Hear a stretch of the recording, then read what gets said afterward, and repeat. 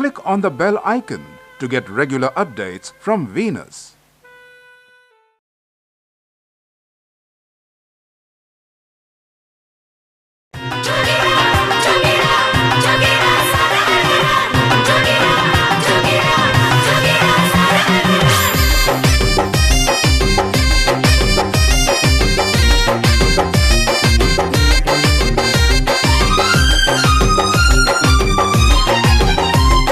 केकरा से ले हम सवार भतारे अइहे होली के बाद।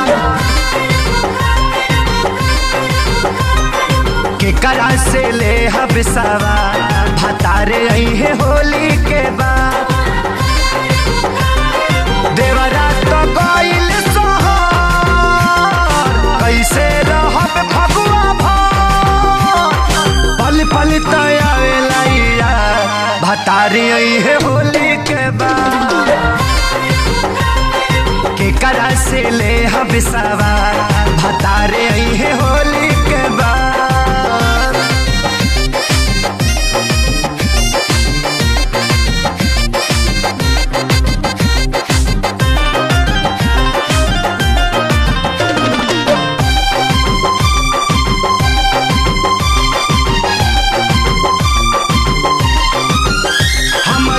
पे जवानी कैसे मनवा के बानी खूबे बहे फगुन हटा के रानी हो।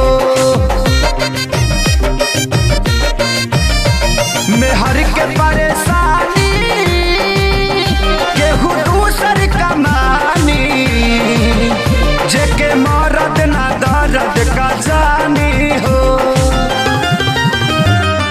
मजा कुली होई बर्बाद भतारी अइहे होली के बाद।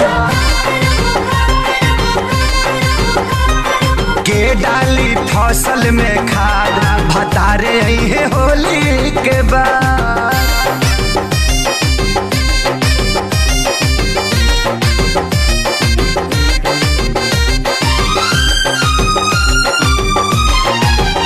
काहे कइला गवनावा सजनवा जब जाए के रहे लुधियानवा हो। प्यारे लाल संग खेसारी सभे गइल ससुरारी सोनू में हर के मानेला कहानवा हो। आ गइले घरे अजारा भतारे अइहे होली के बाद। धनंजय भी करेले विवाद भतारे अइहे होली के बाद। देवरा तो गइल सोहर कैसे रहब फगुआ भर पल पल तयावेला भतारे अइहे होली के बाद।